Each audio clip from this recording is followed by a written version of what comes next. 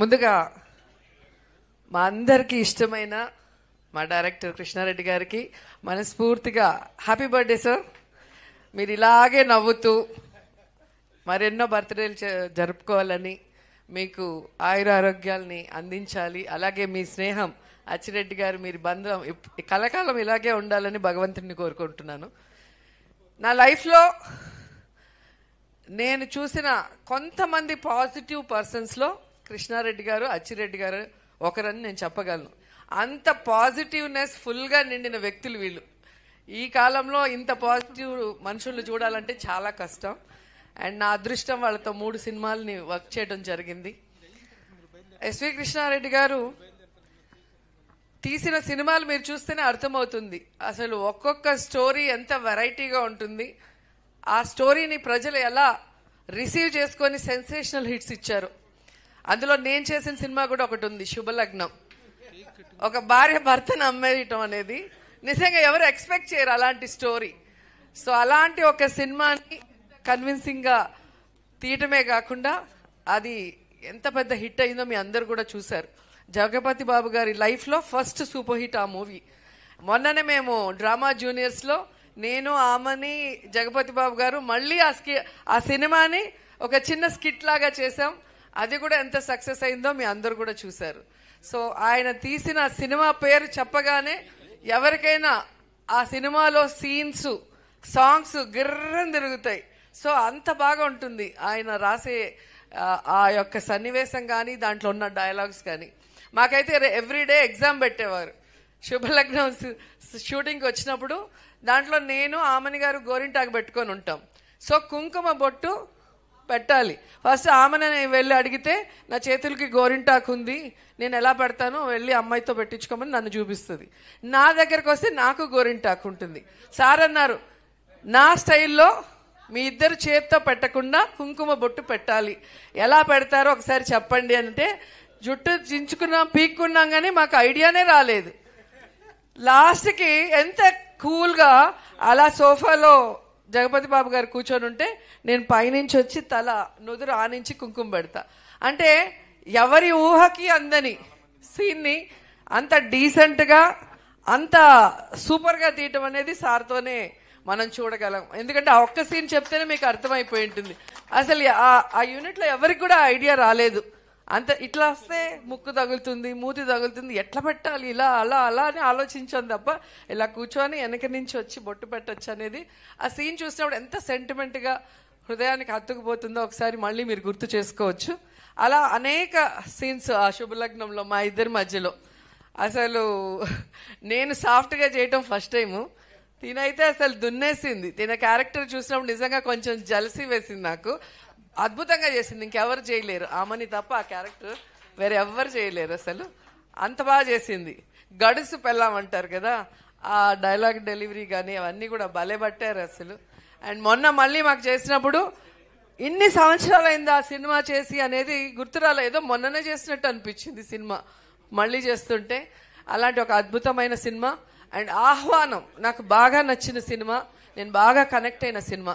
ఎందుకంటే మనం పెళ్లిళ్ళు చాలా గ్రాండ్గా చేసుకుంటాం, అందరినీ పిలిచి అసలు దానికి రెడీ అవటం కానీ, వచ్చిన వాళ్ళకి రిటర్న్ గిఫ్ట్లు కానీ, ఏం భోజనాలు పెట్టాలనే దాని మీద మనకి ఎంతో కాన్సన్ట్రేషన్ ఉంటుంది. కానీ విడిపోయేటప్పుడు ఎంత ఈజీగా ఒక బంధం విడిపోవటం అంటే అసలు ఏదో మామూలు విషయంలాగా ఈ కాలంలో అయితే మరీ ఎక్కువైపోయింది, ఆ కాలంలో చాలా తక్కువ. కానీ సో సార్ చెప్పింది ఎలా అయితే పెళ్లి చేసుకున్నారో అలాగే విడాకులు చేసుకోవాలని. అలా చేసుకున్నప్పుడు ఎవ్వరు విడాకులు తీసుకోరు.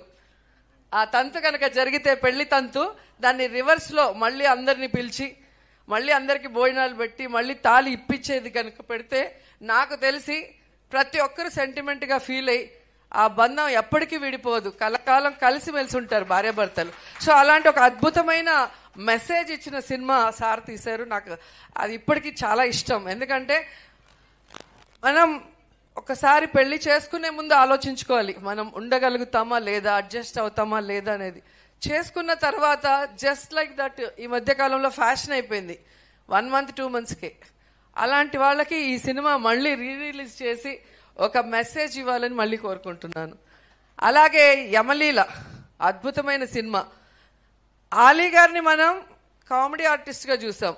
ఆయన పర్ఫార్మెన్స్తో అలా కూర్చుంటే అలా నవ్విస్తూనే ఉంటారు. మమ్మల్ని అయితే సెట్లో ఎలా ఇరికిస్తారో. ఒక సినిమాలో అయితే డైరెక్టర్ గారు చాలా సీరియస్, ఒక మలయాళం డైరెక్టర్, తెలుగు సినిమా, దాంట్లో సీనియర్ ఆర్టిస్టులు అంతా ఉన్నారు. ఆలీ సైలెంట్గా నించొని జోకులు వేసేస్తూ ఉంటాడు, మేమందరం దొరికిపోయి తిట్లు తినేవాళ్ళం. అట్లా నవ్వించే ఆలీతో ఒక మదర్ సెంటిమెంట్ని సినిమాగా తీసి అందరితో కన్నీళ్లు పెట్టించగలిగారు అంటే హ్యాట్స్ ఆఫ్ సార్. నిజంగా అది చాలా పెద్ద విషయం. సో ఆలీ గారికి హీరోగా అక్కడి నుంచి తను మళ్ళీ ఘటోత్కచుడిగా నాతో యాక్ట్ చేయడం జరిగింది. మేమిద్దరం ఆ సినిమాలో అల్లరంటే అల్లరి. మీ అందరికీ గుర్తుంటుంది, ఈ మధ్యలో రజనీకాంత్ గారి cinema Robo super duper hit అని. ఒకసారి ఘటోత్కచుడు చూడండి, దాంట్లో రోబో ఆ కాలంలోనే హీరోయిన్ని లవ్ చేయటం, టచ్ చేస్తే డ్యూయట్ సాంగ్ అన్నీ అప్పుడే తీసేశారు సార్.